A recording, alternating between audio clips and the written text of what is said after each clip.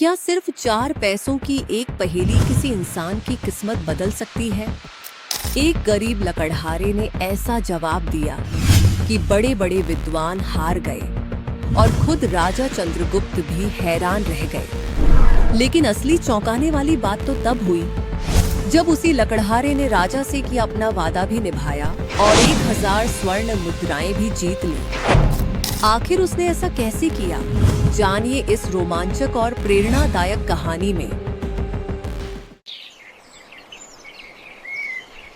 नगर में एक राजा राज्य करता था जिसका नाम था राजा चंद्रगुप्त। वो बेहद दयालु प्रवृत्ति का इंसान था।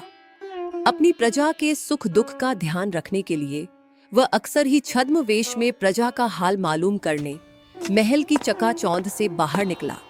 चलते चलते सहसा ही एक गरीब लकड़हारे पर उसकी दृष्टि रुक कर रह गई।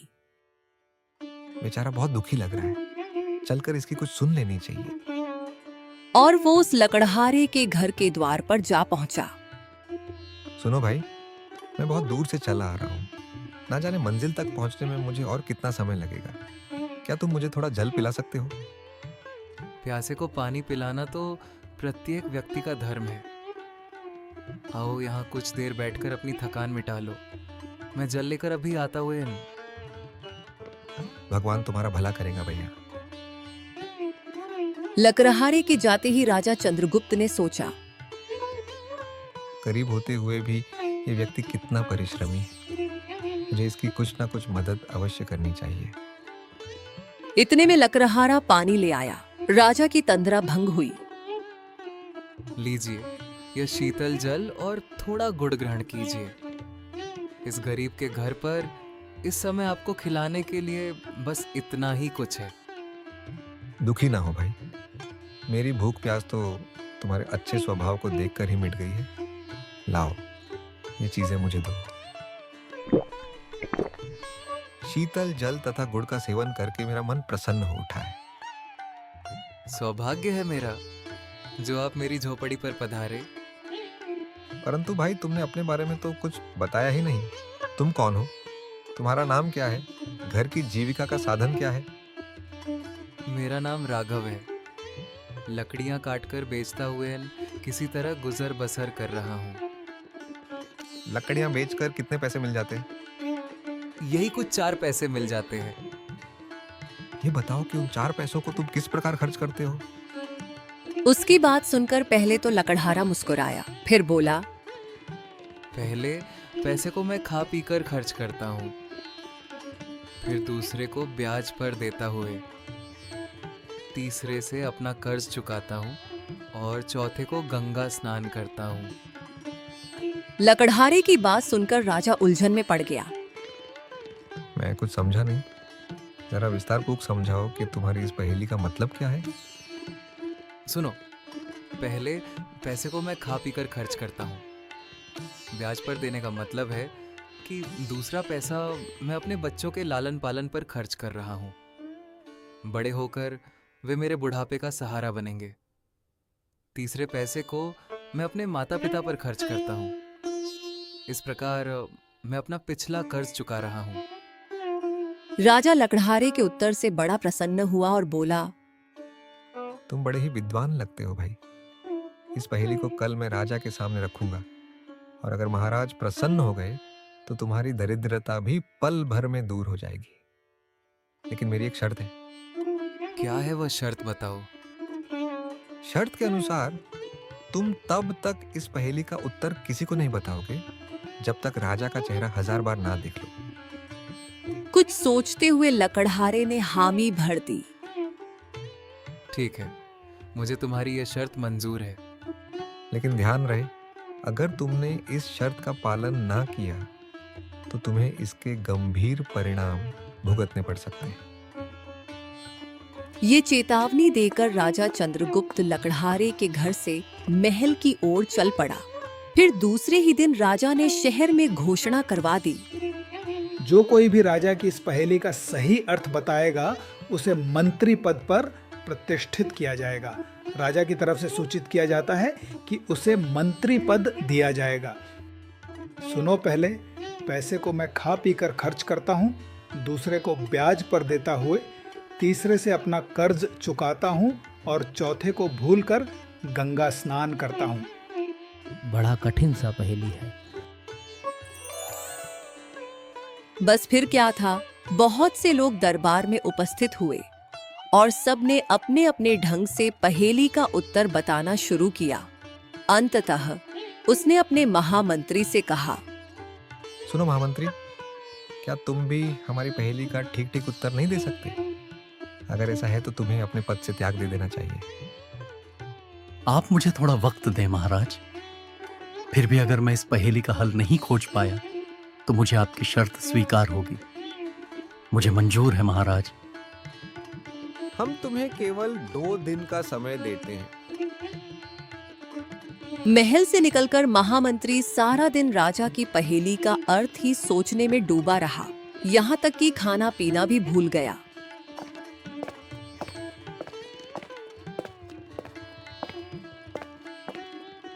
चलिए चलकर भोजन कर लीजिए स्वामी। प्रिय, आज मुझे भूख नहीं है।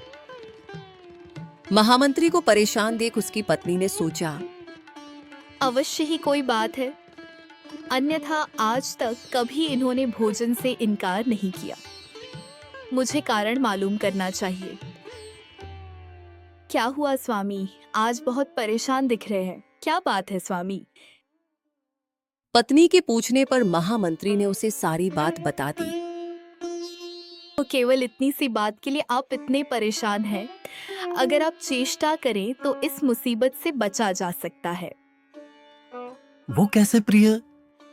आपने एक दिन कहा था ना कि हमारे राजा घर घर जाकर अपनी प्रजा का हालचाल मालूम करते हैं।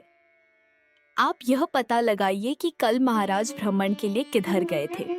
वे जरूर पहेली भी वहीं से लाए होंगे। यह तो मैंने सोचा ही नहीं। मैं सुबह ही यह पता लगाता हूँ। ईश्वर ने चाहा तो आप पहेली का हल ढूंढने में अवश्य ही सफल होंगे।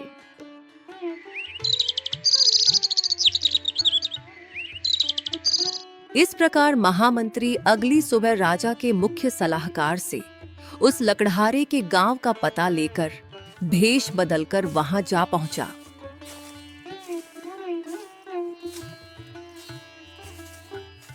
सुनिए, मैं मुसाफिर हूँ, क्या थोड़ा अन्न जल मिलेगा?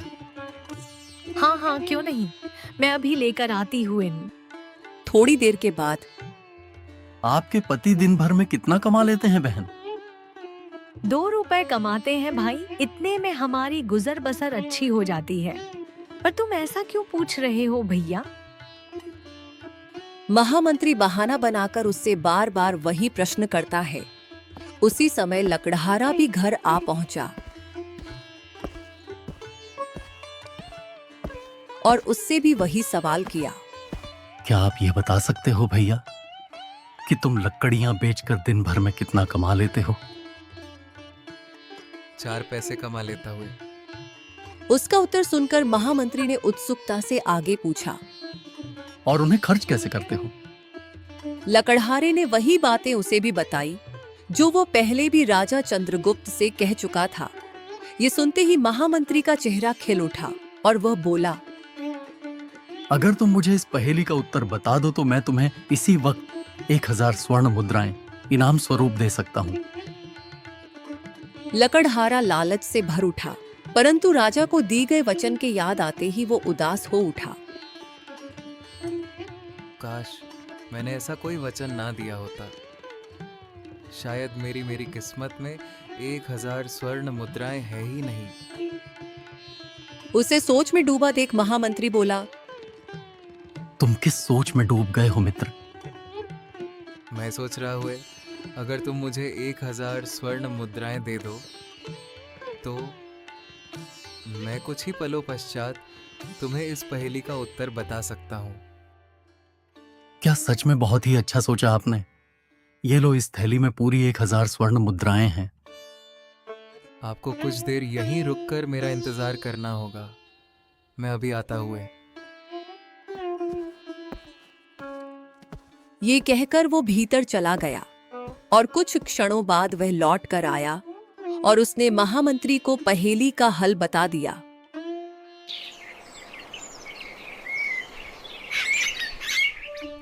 और अगले दिन सुबह महामंत्री ने महाराज को जाकर पहेली का सही हल बता दिया। ये सुनते ही महाराज क्रोधित हो उठे। इसका मतलब कि उस लकड़हारे ने हमारे वचन की लाज नहीं रखी और तुम्हें उस पहेली का हल बता दिया। अन्यथा तुम कभी उस पहेली का हल नहीं खोज सकते थे। सैनिकों, उस लकड़हारे को तुरंत हमारे सामने उपस्थित करो। लकड़हारे को हकीकत बताकर उसी समय राजा के सम्मुख पेश किया गया। जब राजा ने उसे सच्चाई से अवगत कराया तो लकड़हारे के पांव तले जमीन ही सरक गई, परंतु वह तुरंत ही खुद पर संयम पाता हुआ बोला, क्षमा करें महाराज, मैंने आपको दिया वचन बिल्कुल भंग नहीं किया। महामंत्री इस बात के साक्षी हैं। मैं भला कैसे? आपको याद होगा महामंत्री जी कि पहेली का हल बताने से पहले मैं 1000 स्वर्ण मुद्राओं की थैली लेकर घर के भीतर गया था। भीतर जाकर मैंने महाराज को दिए गए वचन की लाज 1000 सिक्कों पर अंकित महाराज का चेहरा देखकर रखी। अगर ऐसा करके अनजाने में मुझसे कोई अपराध हो गया हो तो उसके लिए मैं दंड का भागीदार हूँ महाराज। लकड़हारे के मुंह से बुद्धिमानी से भरी बात सुनकर राजा का सारा गुस्सा तुरंत ही उतर गया। निसंदेह तुम एक बुद्धिमान, योग्य और प्रतिभाशाली युवक हो। हमें तुम पर गर्व है और इसीलिए हम आज ही से तुम्हें अपना विशेष सलाहकार नियुक्त करते हैं। धन्यवाद महाराज। और इस प्रकार अपनी बुद्धिमता पूर्ण बातों के कारण ही उसने अपना तथा अपने परिवार का भविष्य उज्जवल कर लिया।